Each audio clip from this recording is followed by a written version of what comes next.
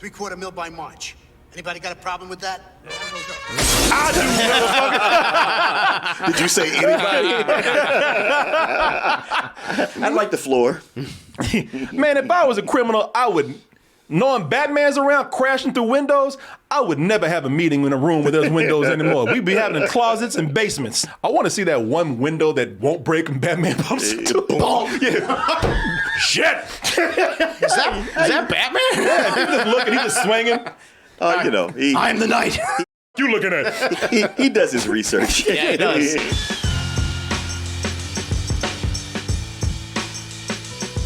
Speaking of Batman, let's go ahead and get into our retro review right now of Batman Mask of the Phantasm. The Bat! Can't be too careful with all those weirdos around. God damn you again, man. Come on.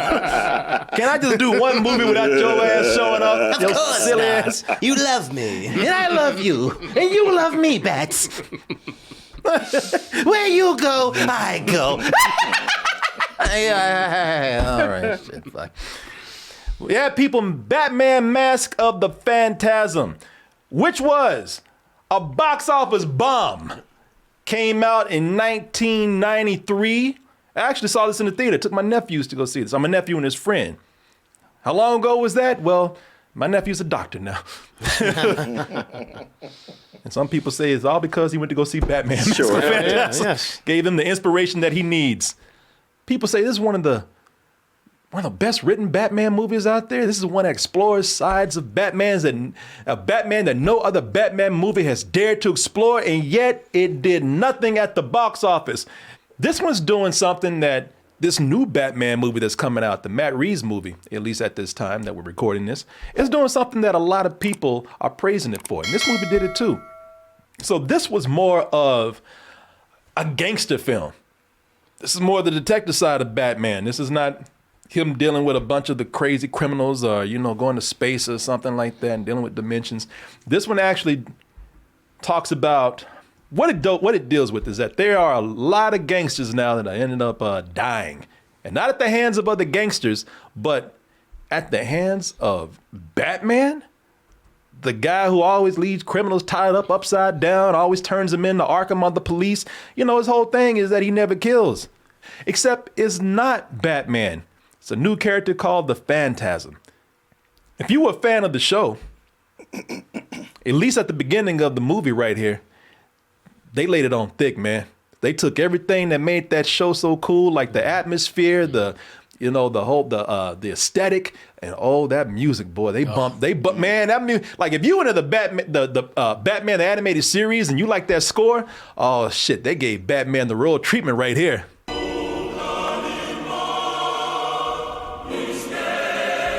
Well, they hired monks to come in. Hey, man, you remember how back in the 90s that was popular to have monks chanting over techno music? Oh, it was. Yeah. And gave it to Batman.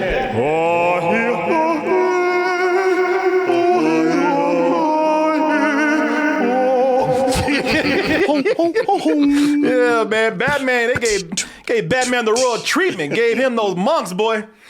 Had them in those monasteries, those big cathedrals. Enigma, that was the band. Oh, hell, Batman, he will save Gotham. Oh. Operatic. Yeah, operatic.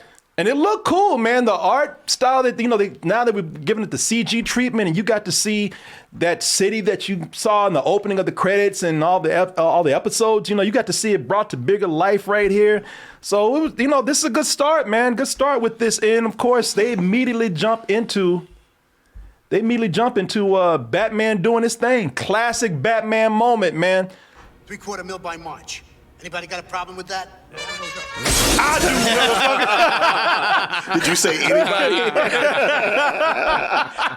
I'd like the floor.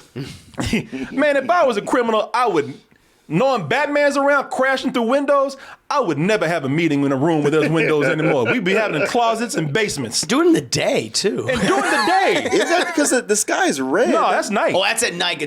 They always had it red at night. Yeah. That Yeah, was the thing, yeah, so. that was a big thing, and people have actually gone and made fun of that in other shows where like they go to different cities where it's supposed to be a Gotham like spoof, and the sky was always red and dark. Yeah. I want to see that one window that won't break and Batman bumps into. Yeah. Shit. Is that Batman? Yeah, he's just looking, he's just swinging. You know, I'm the knight. You looking at? he does his research. Yeah, he does. He knows just how to hit the glass at that right angle. No, I want You got that it. one window. Flop. Just saying. What y'all looking at? Well, hell. Nah, man. That's a good scene when he comes in. This sets this up and sets it up for a lot of things. First of all, it is a great Batman moment, and they know how to open the movie. They open it up with fighting. You know, that's what you want to see. Mm-hmm. And I love the fight scene here because, man, we know, and they got this guy in every movie, but especially in the Batman movie. They got that one guy, got that one dude who's always the first to step up, trying to impress his boss. And one dude just got through working out. He's new at the job and think he could take on Batman. That dude is usually Batman uses him to make an example. Yes. Absolutely. He's usually the first. He's the first and the worst one to get it.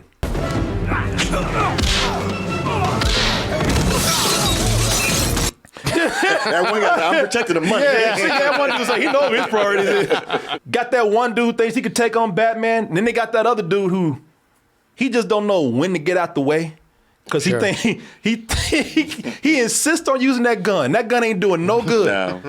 Well, you know, if you got a gun, you figure I should use it. This guy uses his fist. That's dumb. I'm smarter than that. But it's clear that this gun ain't having no effect at all. And yeah, he's still up there, that one spot. And they always get to that point, clicking. And that's the one that Batman really wants. Oh, the dude with the gun, he really wants you to look stupid.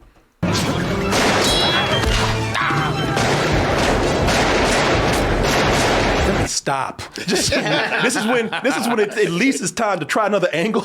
Or run. A run. Yeah. But that dude stayed at that one spot right there when Batman is clearly about to squash that ass.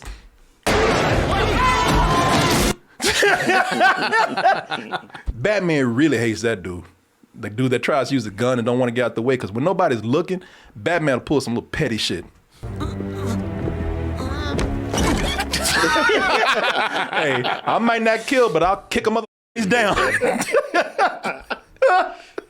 he didn't have to do that right there. And Batman does not like guns. He does no. The dude pulled the gun. He does not like that guy. He might knock your tooth out otherwise, but you pull a gun, you go into the hospital. Yeah, yeah. Shit, that dude's gonna be in a wheelchair for a few weeks right there. I didn't kill him, though. No, he didn't kill He's him. in that wheelchair. I just put him in that wheelchair and made his ass look stupid. What I was really impressed with this movie, because I've only seen it, I saw it at the theater years ago, and then it was on TV a few times, and I stopped and watched it, and that was cool. But having sat down and watched it, you know, gave it my full attention again, I got impressed, man. I have to say, I'm really impressed with how threatening the Phantasm character is. Sure. That character is actually scary, man. Chucky saw. Batman, how'd you get here? See, I told you, they get to that click all the time. Yeah. And there's still there might be one extra one in the chamber. Hold on. Yeah. Let me just, This will be the one. Yeah. Shit, that's when you know, they do that shit, they look at the gun and they throw that shit. Never works. Angel of death awaits. Man, to hell with Batman. You want to strike fear? Wear that costume right there.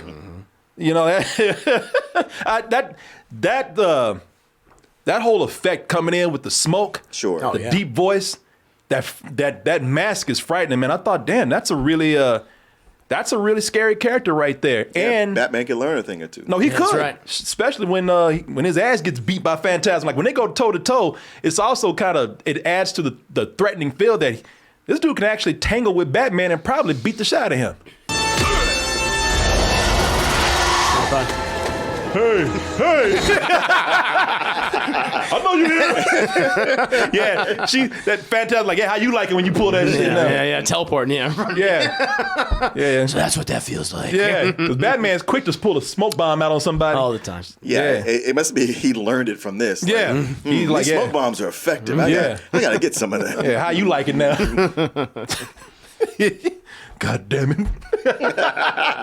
But what really made him scary, because before it was just a scary looking costume, but the character quickly became frightening because they quickly established that, this character is not Batman. Like he's gonna kill somebody, man.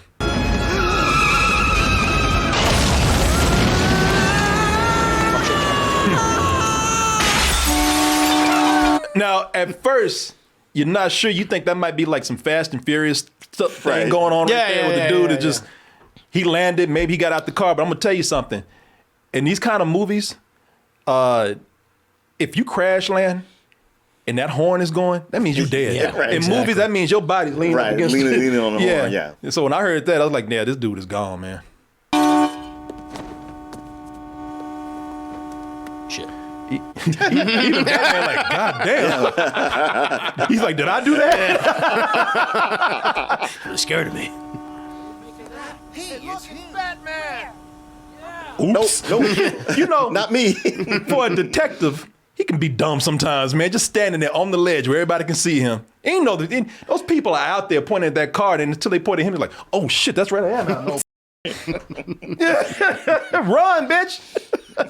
And Phantasm is not around this movie, man. The deaths get more violent. Like I thought, well, that's an easy one to pull off, and it's probably an accident. Yeah, well, Warner Brothers, they want to pull off a family film, so he crashed. You didn't see the body, anything. No big deal. They can get away with that. It's implied, but there's one dude. Oh yeah. So relative for a Batman cartoon, there's one death in here that's really kind of disturbing, man. I've seen this like in legit horror movies, the way they killed this one gang member, a gangster right here. See, that's when you know you're gonna die. You're like, woo, well, that was close. He's fat and he can't lift himself up. Your big ass stuck in that hole, you ain't getting out. Already in the grave. Already in the grave. Easy. Yeah, anytime you in a movie like this, you go like, don't ever wipe your forehead. Woo, that was close, because that's signing your death over right now.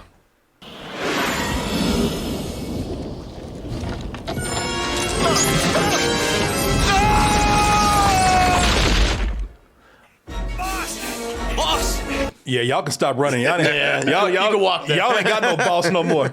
You know what? Y'all are not employed no more. Squash, mush. Yeah, your boss gone. The whole aesthetic of this, man, is sometimes you look at it and you wonder, like, in the show, they didn't want to give you any kind of decade or age or anything. They didn't want to say what time. They wanted to. Yeah. I mean, it's Art Deco, though. If you look at this, like, everything is very retro, Art Deco, reminiscent of that Art Deco style from the 30s, 20s, 30s, and 40s.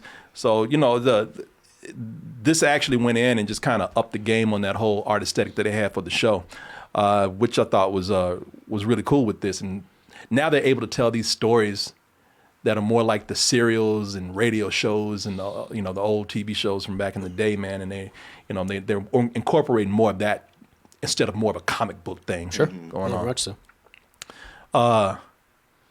Animation was also great in the setup for the fight, but soon after that, I can see why this probably fell at the box office. We were talking beforehand about this. Most of the animation, for the most part, I think in this is uneven. I don't think it's all that great. It's more like the show than it is movie quality. And so, with the animation, with the characters here, sometimes this is the thing about animation I noticed. When you have like animators who can't act, but they can draw, they can make things move. They're almost over theatrical, man. They do broad gestures and they always throwing their hands up in the air.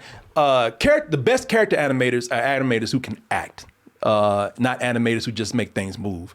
And that's kind of what they did here, man. They're very over dramatic with their gestures. Sometimes the movements are great, and sometimes these characters are just moving because they got to do something, because they want to tell you like, oh, look, this is better quality than the TV show. And look at this. We got more money to make them move just a little bit more. That's not always helpful. I'm sorry, Councilman, but you can't blame Batman for what happened to Chucky Saul. Why not? He's a loose cannon, Commissioner. Think Batman's as unstable as the crooks he brings in. You know, Yeah. yeah. He was in like he was in Jim Gordon's face. He's like, what are you the you talking about? He's like, hey man, hey, Take it easy, Jesus. Stay over there. I'm sorry, Councilman, but you can't blame Batman. Now that's not so bad. No, that's Gordon's fine. pointing. Yeah. What happened to Chucky Saul? Why not? You're like, hey, man, hey, you know, all up in his face like that. It's a lot of gesturing going on, and I think when people saw that, it's not a lot. A lot of studios make this mistake when they're taking like properties and putting them up on the big screen. They think it's just enough to have the characters continuously moving, and that's not it. And I think a lot of people saw that because the quality of the animation wasn't exactly better. They just moved a little bit more, but it looked like the TV show. Well, I don't think anybody stayed away because they had the kind of trained eye that could go like, oh, this animation isn't as good as it should be. I mean, but that's not to say that it was bad. There's still a lot of funny things that they did with the designs here, man, and the animation was good enough, you know. They like there was some funny things they did here that just were background things that made me laugh. Like for one, I could see why Bruce Wayne hates these parties, man. They animated something to show you the kind of shitty people that goes to these parties. Just the rich people that actually say ta ha ha ha, not ha ha ha. It starts out with ta ha ha ha ha. I mean, they got across well that these are assholes, man. Yeah. And then there was some other character designs. I was like, okay, that's a weird choice right there. Oh, yeah, I know what you're talking about. You probably the Asian woman. Like they had right here. Like sometimes these designs got weird. So they got like this scene where Bruce Wayne just got ass just being thrown at him. Haven't you ever thought about marriage? Even once. Oh, never say the M word in front of Bruce. Now that's a black chick. I thought she said, "I'll never say the N word around Bruce." I'm like, well, how many rich white people do you say the N word around?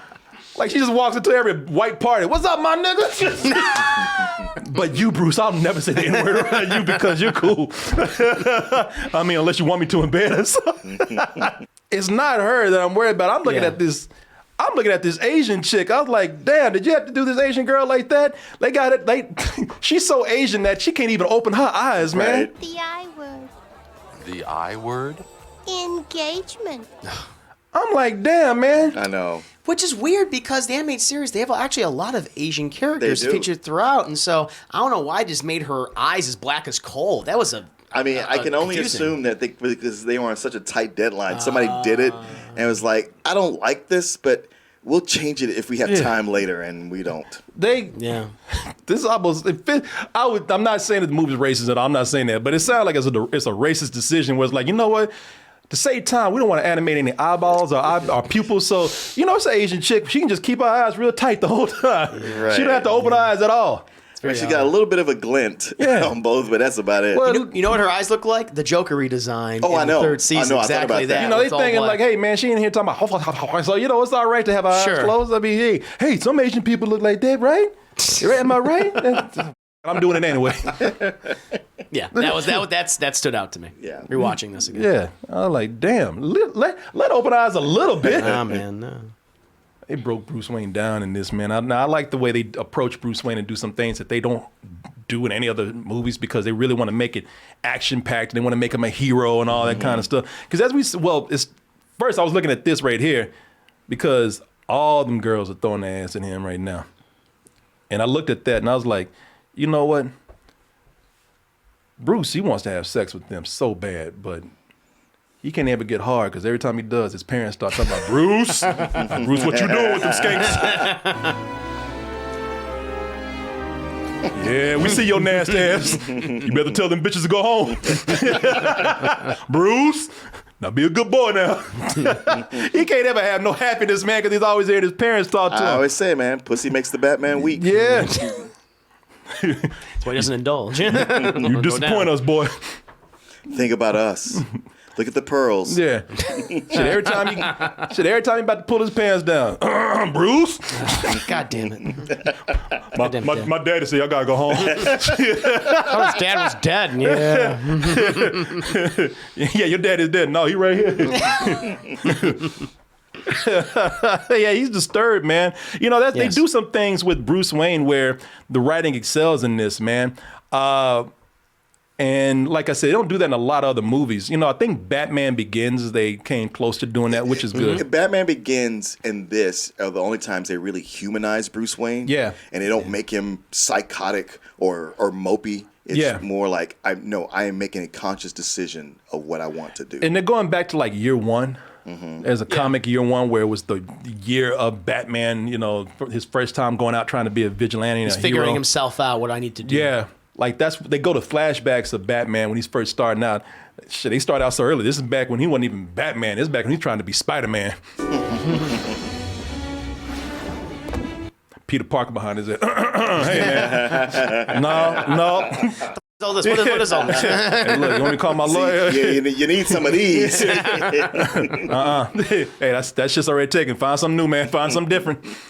But yeah, man, they showed how he was too cocky. Like when he was out there fighting and, you know, making small mistakes. Yes. He's like, motherfucker behind you. You stupid son of a bitch. I like when he grabbed his ass. Quick. That little sequence of animation always cracked me up. How he's moving like a normal person, but then it came to grabbing that dude. He's like, quick, he scooped his ass up like he was running a football. Yeah. You know, and plus they show him losing, man. That's one of the great things about this. Like, and not losing to like supervillains or big criminals out there. Like he's losing to street thugs, man. Like they had one where that you know, they showed him out there with low life villains, man, street thugs, and they they tried to start a fight with them. A fight was already going. He tried to go in there and he was sure he was gonna go in there and save the day. Had his girl right there. Hey baby, watch this shit. Don't hurt me. Stay here. I gotta stop this. Bruce, no. Yeah, you probably should listen to her, man. Cause he jumped in there and they beat his ass.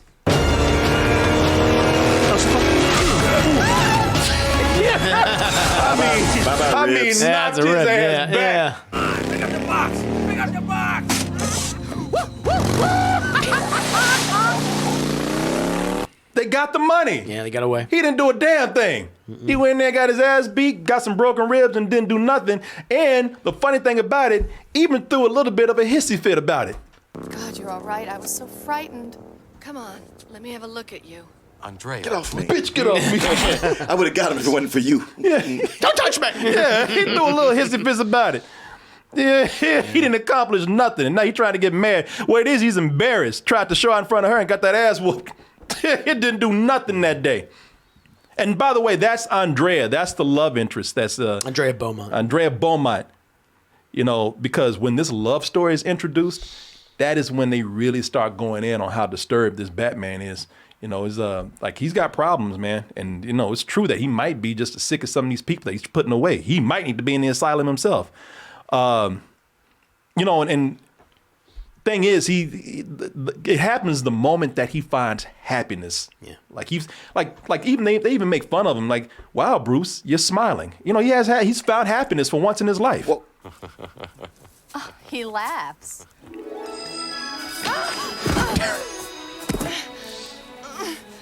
Now, you can't find happiness like that these days. That's a little aggressive right there. You know, again, this is 1993, man.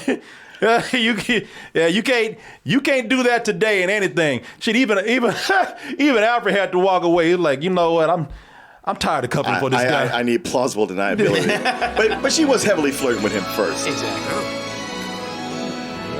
Never mind. All right. Fuck yeah, shit. I'll start digging the grave. Yeah.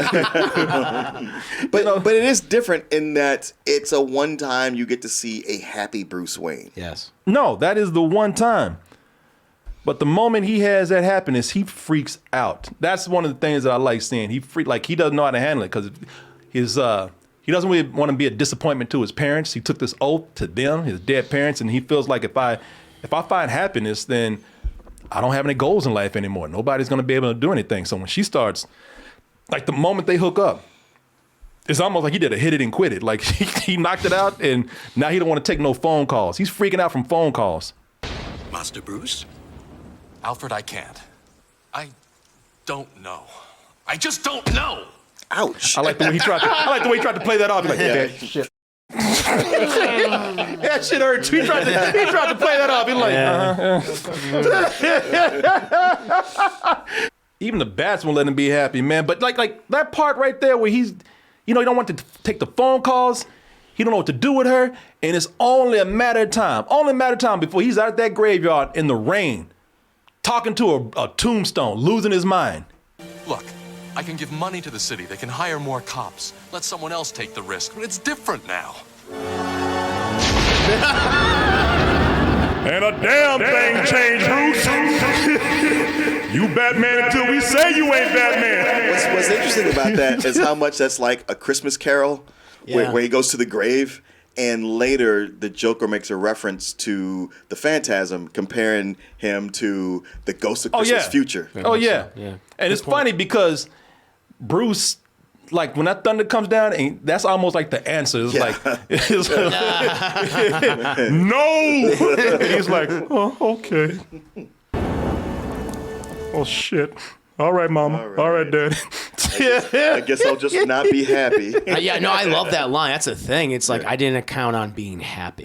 Yeah. Which is so sad for that character. And he's rationalizing with a rock. They ain't no dead. Like his parents aren't there. It's his guilt. It's his guilt. It's his insanity, man. He's talking about, look, I'll hire more cops. But come on, y'all. Please, let me get some pussy, y'all. Please. Let me just live. Can I live? Nope. No. Nah, man, even the bats won't let his ass be happy. The moment he pulls out that ring.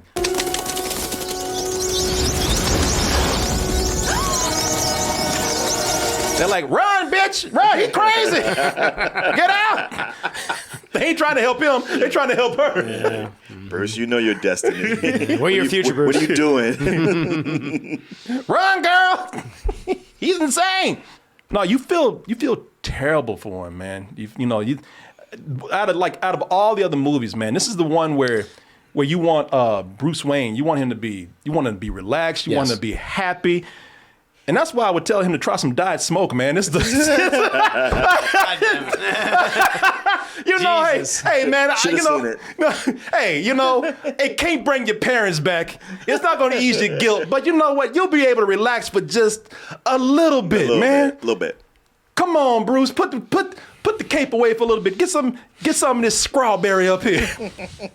Get some of this blue raspberry, man. No, with this right here, the reason why this is so special is because it is Delta 8. And you're probably asking yourself, what the hell is Delta 8? Well, a lot of the weed and gummies and THC that you have out there is Delta 9. And that is something that gets you to that point where you're goofy, you're loopy, you're stoned, you're not coherent, you're a little out of control. You can't really, you're not feeling relaxed and good like you want to, man. It's got you out there feeling paranoid and crazy. You don't want that. You want to be able to sleep. You want to be able to relax. You want to be able to talk to people. And that's why, and plus some of you just don't want to smoke.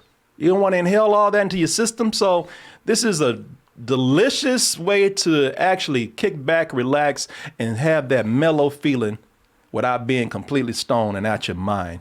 And it is 100% legal in most states. No prescription required for this. As I said, this is something where, it's made with American hemp product. That's how they actually get by with making this legal. They use hemp product that's made here in the United States, and they use just enough of it. It's the hemp, and not a whole lot of THC, but there's a lot of hemp in there that makes it easy to get. So people, if you want to try this, as I said, there's a lot of things that are positive here. Low in sugar, but still tastes great. You can actually get subscriptions for these if you like them, so you can have this all the time. You never have to run out whenever you have a night where you want to relax or help you sleep. Go to dietsmoke.com and use the code TOASTED to get 20% off your next order. I want to thank Diet Smoke for a lot of things. I want to thank Diet Smoke for turning me on. I use it all the time. I love it. I want to thank them for supporting this portion of the show. And of course, I want to thank all of you out there for your support. Now I want to turn a little bit from Bruce Wayne and talk about another major character that's in here. the Joker. Hell yeah. Yeah, the Joker, the Joker story, I'm going to tell you, it only half worked for me. It didn't 100% work. Really? Okay. Yeah, believe me, the stuff that I liked with the Joker in here, I loved. I loved how just unpredictable and psychotic he was in this, man. This one, they really kind of pushed how crazy he was. He was killing people. Yeah, they made him a little scarier because in the show, he's just a prankster, man. You know, it's implied that in the past, he might have murdered some people. He's always trying to, drown somebody in acid or kill someone, but he never gets away with it because Batman is there to save the day. This one right here, that's not the case, man. They showed you just how dangerous this guy is. You cannot go to him. He's never to be trusted. No. So in the movie, it's mainly the gangster's story. As I said, there's no supervillain story, really. Sal Ballatari is, who's voiced by... Velustra. Who was that? Velustra. Sal Velustra. Sal Ballatri, is that how I say his name? Velustra, yeah. Ballatri, man. Abe Vigoda does his voice, who does it very well, but the gangsters are so freaked out that when they're dying, it's just like from The Dark Knight. And keep in mind, this predates The Dark Knight. Yes, it does. By a lot. I would imagine it. I wouldn't be surprised if it had a little bit of influence on The Dark Knight because this is where the criminals get so desperate that they start turning to crazy people like the Joker. Sal is so scared and desperate that the Batman is killing people that he goes to this guy that no one wants to work with. And as you'll see, for good reason. Tell me what's on your so-called mind. It's Batman. He's gone nuts. And now he's after me. Now, with the Joker, what's so good about what they do here with him is that they work on that aspect of like, he's so funny and he's so kind of, he's making so many jokes that at first you think, all right, he's kind of cool, man. Maybe maybe he does actually have feelings for somebody. Maybe he does want to help an old pal out. Once he gets me, how long till he gets you? You know what I'm talking about. Touch me, old man. I don't know where you've been. Oh, but he had to put them hands on him, and then that's when I was like, you can't trust this guy. Yeah, it's a facade. Lowers your guard. Even because he played it like, hey, it's cool, man. This old man, he don't know what he's doing. And plus $5 million, that's a lot of money. Yeah, we can work this out, man. And if at some point it does seem like it's going to be cool, at that point, I don't trust it though. And that's what's so great about it. Actually, the more the Joker seems cool about it, the scarier is when it gets. No way is anybody gonna hurt my pal Sal. That means he's gonna hurt his pal Sal. Even he knows. Look, he's moment he's smiling like, oh, really? Yeah. No. Even he knows, man. Even he knows that. When the Joker starts talking about my old pal, the more he talks about you're his friend, the more you're probably dead. And sure enough, Sal Velustra, your angel of death awaits. Well, even though that horn section went off, even they got scared like. Saw that face. Well, them horns went off, man. What I felt bad for is that they completely messed up Phantasm's intro, man. He came in smooth. Yeah. Came in smooth. He had his shit rehearsed, had his lines all down. Sal Velustra, your angel of death awaits. Shit. God damn it. Beat you to it. and I practiced that all afternoon in my hotel room. I'm sorry. Did I up your intro?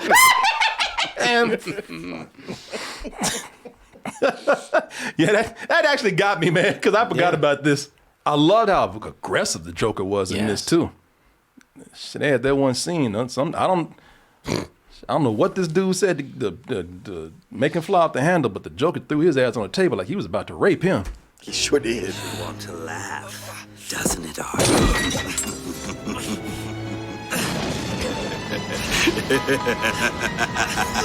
No, Dude, something. Where's that fist going? Yeah. I expected a shadow to show him bent over the table. No! Oh, come on. Harley loves it this way. No, what I didn't like with the Joker is the way they tried to connect him too much to Batman's past. I didn't like so much they showed him that he was Sal, the guy they killed, that he was his henchman at one time. Well, Mr. Velustra is not what you call a people person. No kidding. Like, where people are like, oh shit, the nose, that nose. As much as I didn't like it in Batman 1989, I thought it worked here. Yeah. Because at first I was like, I don't know about this. I was like, oh no, okay. Within this story, this works okay. Yeah, I'm just more of a person who I like the Joker where he's more mysterious. I don't like the backstory that they gave him. Like I don't like the one that they tried to connect it so much that he was. So this family, the Beaumonts. the Beaumont family, like I didn't like that they were so closely connected to the Joker. The Joker allegedly, we don't see a body or anything, but allegedly he killed Andrea's dad, who was Carl Beaumont. So you see the Joker walking out the room, and they're like, oh shit, back in the day, he killed her father. You? Dad? And you're like, wow, well, just another day. Another day at the office. It speaks to what a cold-blooded killer he was before he ever fell in the acid. Yeah, I like that. Like, he just became worse. Mm-hmm. Yeah, I like that they didn't. They tied it in, but it didn't feel egregious like in the '89 movie where it's, and he killed Bruce Wayne's parents. Like, that was too much. But I like that he had some involvement in the past. Well, like, and he's always been a piece of shit his entire life. Mm-hmm. Yeah, I like the unreliable narrator part of him, because sometimes, like, I know a lot of people have a problem with this. I'm not saying that it's bad. It's just something I didn't like, because I thought it was corny when Bruce finally found out, like, that was the dude. When he drew smile. When he drew some lips on him, he was like, hey, wait a minute. Oh, no. He's like, wait a minute. And the picture started laughing at him. Yeah. I like the way he's like, oh man, that guy? That's the dude that's been kicking my ass all this time? The driver? the chauffeur for the gangster dude? Really? I did like the Joker fight when they had the big reveal of who. So if you haven't seen this, of course we do spoiler discussions with these bad movie roasts and these reviews. So it is revealed that the Phantasm, they were trying to make you think that it was Andrea's father who faked his death and became the Phantasm, when the whole time it was actually Andrea, which we'll talk about that aspect of the movie in a little bit.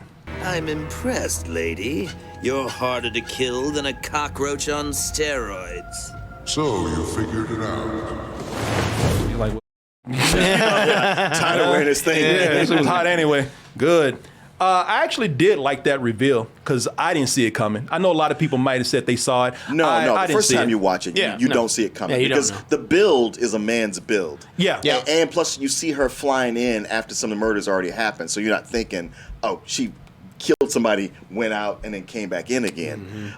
Something I really like is that the first kind of reveal is where Batman goes, and it's the Joker saying, like, okay, toots. And that's when it's like, okay, this is the revelation.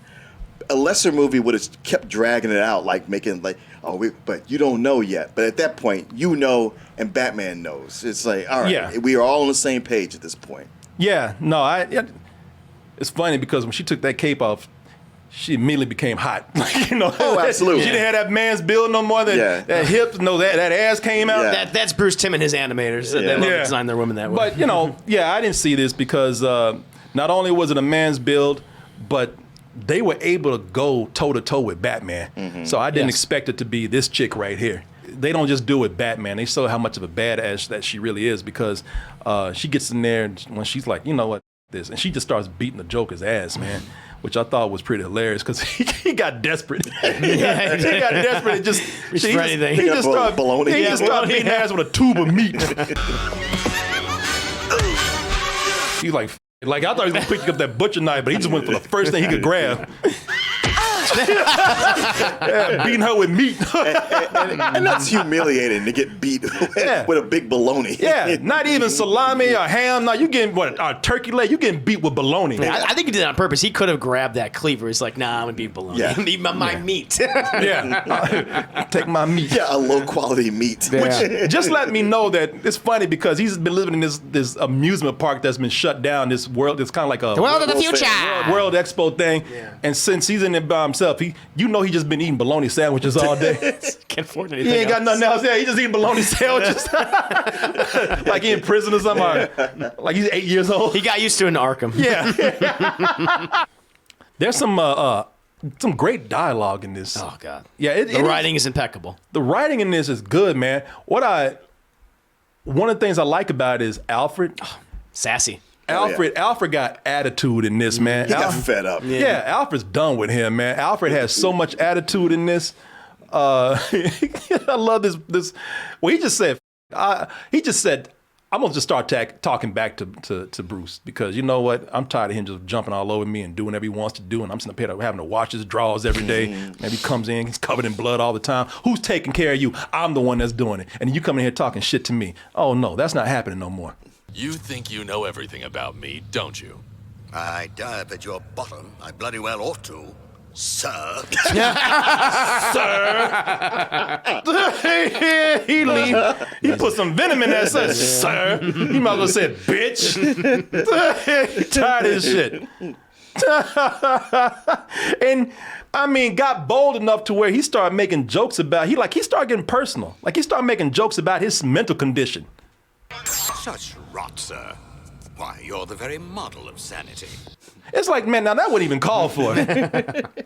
like Bruce didn't even say anything to him to do that. That's why when Bruce Wayne finally put on that Batman costume. Oh yeah. That's why when he finally put on that Batman costume, the first thing he did was turn to Alfred and say, "Now talk that shit now." God damn. Yeah, what you say now? Come on, man. I was playing, man. Come on. Hey, I didn't mean that joke about your insanity, man. Come on now. Hey, Bruce, man, come on. I'll wipe your ass at one time. Now, come on, man. And I also thought the ending was just okay. For a movie where the writing is so cool, I thought, well, now we're going back to the same kind of basic stuff. Well, that was odd because with all that got built up, the ending is very sort of anticlimactic. Yeah. And then it just goes into a song by Tia Carrera that seems to have nothing to do with anything. Well, this song, I mean, this scene here at the end. So we just go into the typical Batman Joker stuff. So always explosives. Everything. If the Joker's involved, is always going to end with a bang. With him setting up. It's always him setting up bombs around the city or in some tunnel or something, and you only have 2 minutes to get out. You're too late, and they're all filled with high explosives. In 5 minutes, everything goes up. See you, bitch. Yeah. I like the way Batman did that little flex right there. Yeah. It's like, God damn it. Should have known. 5 minutes. That don't ever work. Start pulling out the Joker gadgets. It's that's typical of these Batman Joker climaxes.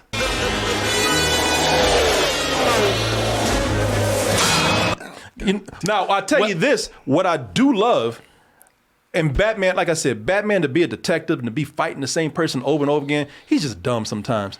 There's a part, every time the Joker and him are fighting, the Joker always gets a drop on him. Batman should actually know better by now. Got your ass. Joker's, he does this every fight, man. He's always hiding behind something. He clubs that fool, man. Yeah. Every time. Batman falls for it every time. I love in that scene where the Joker's wearing a part of the skyscraper. He's just moving around a little bit. Such a Joker thing to do. Pulling a little prank. How dumb this dude is. Yeah.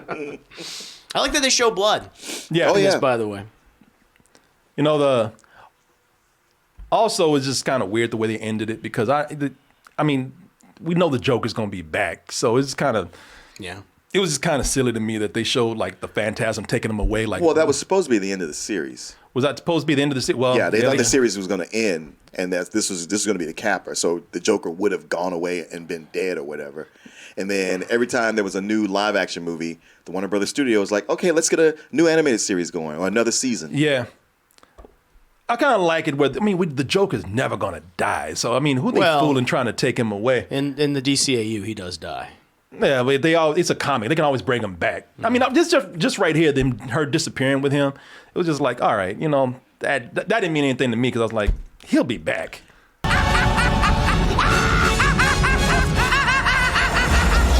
Yeah, all right, keep laughing. Wait. I like the way Batman ran. That's my man. That's supposed to be me. In the novelization, she takes him away and she's beating the shit out of him. and she just realizes that he's so, like, his brain is so twisted that he's not even the same guy she was hunting after, and an explosion separates him, and she's like, ah. I mean, see, that's what I was thinking. Like, there's always some kind of getaway or something, it's, I mean, we know how it goes. I would have rather him just run off or something, and neither one of them having what they want, and her just being like, I think a cool ending for this would have been, because he said some shit to her, like, first of all, who are you to tell somebody that? Because he's like, what will vengeance solve? And it's like, oh, bro, are you for real? You, of all people? Oh, but Bruce has always been a hypocrite. Well, even she does say that to him. Yeah. Well, I thought it would have been cool had, just like, Bruce Wayne is never going to get what he wants. Like, she doesn't kill the Joker. The Joker gets away, but what does it matter? She's never going to be happy. It's never going to bring her father back. It's she's like Bruce Wayne. That's what the ending is, though. They're both completely unhappy. Yeah. Oh yeah. Nobody both wins. Alone. Yeah. Except the Joker. Yeah, exactly, because he gets away. I mean, we know he gets away. Like, it's it just, as good as the writing is here, the movie's so short that it feels like it should be a little longer. And there's some things here that, like I said, I like besides the climax, I thought the climax was weak, but I do like the way they go in and show some of the epilogues, because you're right, like, no one wins here. No one's happy. Like at the end here with her. She's alone. She's all alone. There it is, right there. This drunk guy. This horny ass dude. Hey, sweetheart. Hey, I see you ain't got a man. Jughead up in there. Archie and Jughead. He's like, ooh, a lady. Do you want to be alone? I am. Well, shit, you just made my dick soft. Well, not anymore. Would you just go? Yes, it's fine. Okay. I'll take that as a yes. So this was 1993, y'all, when this came out. So they were trying to see how, because they had a large fan base for the show. So that's why Warner Brothers, they just had a couple of big Batman movies, and they were just kind of like, why not, man? Why not put Batman in theaters? And that's what they tried to do with this, man. Oh, and also this, it just ends with Batman doing what he does. I kind of like the ending where she's alone and Batman is just, he's in a cycle, man. He ain't ever getting out of this. Right. It's like he's gonna be alone. Hey, look, he might get lucky every now and then, might have a few one-night stands, but he's destined to be just this heroic but very sad and lonely person. Yes.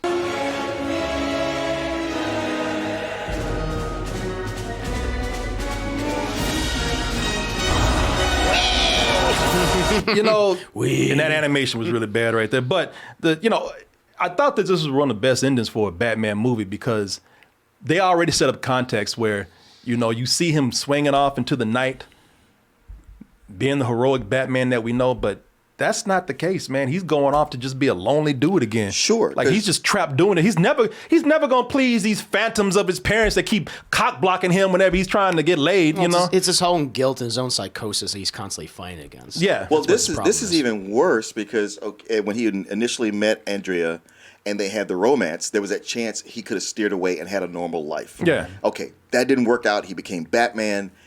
Yet there'd always be that thing of like, but what if? But maybe. Yeah. So her coming back and everything that happens and seeing how up she is, it's like, wow, that one thing I held on to that maybe could have happened, I know for sure that's never going to happen. And the crazy thing is both of them lost somebody that they can't let go. So now, I mean, shit, they could have got together and both been happy, but they both too crazy to do that. Well, so she was even more far gone. Even Alfred tells him that great scene when he's like, listen, I know that, you wanted that with her, but she was far gone. Yeah. Even all those years ago before you reignited. Yeah. And the thing is, like, to your point, Martin, I like that you brought that up, that this experience. So, like, he had that hope, but that was dashed. And if you pay attention, like, after this movie, and then they did the second season, the third season, he gets colder. He gets worse. Absolutely. And his relationship with Dick Grayson completely dissolves. They despise each other. Yeah. And then everything with Tim and with Barbara, and by the time we get to Batman Beyond, where he is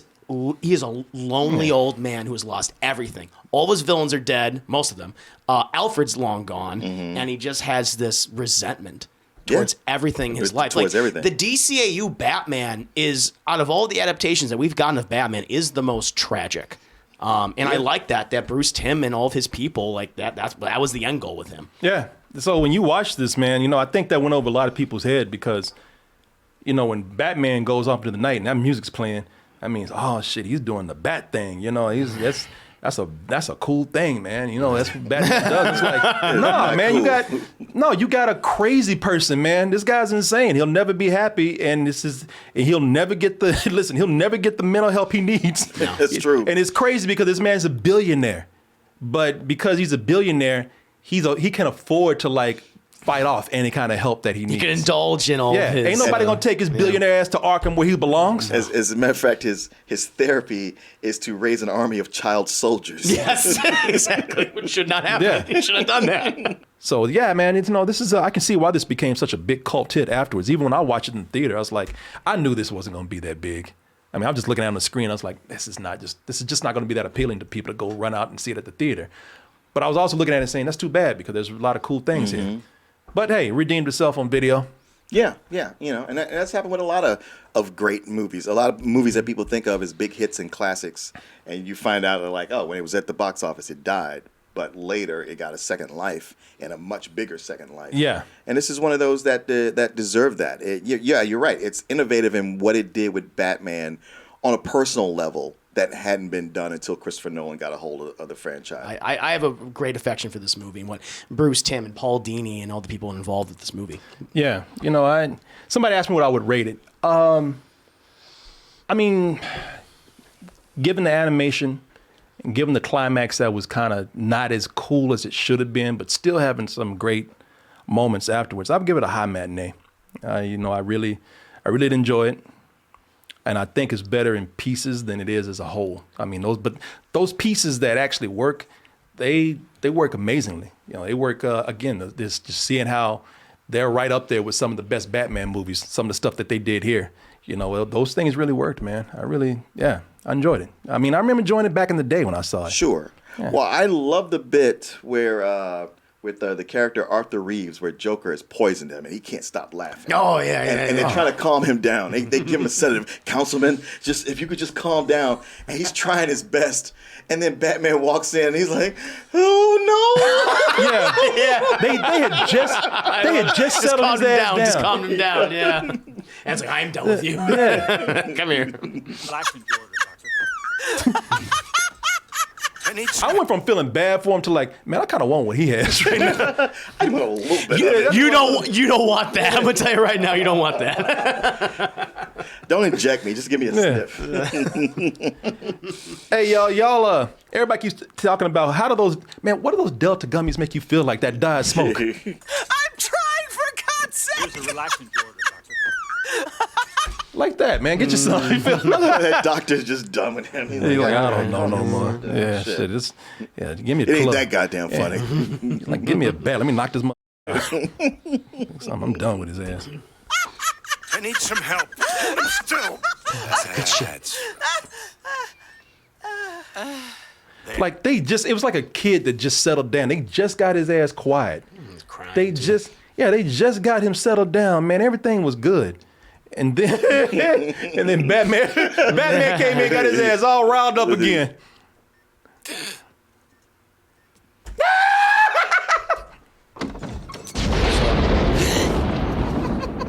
Broker, meet with you.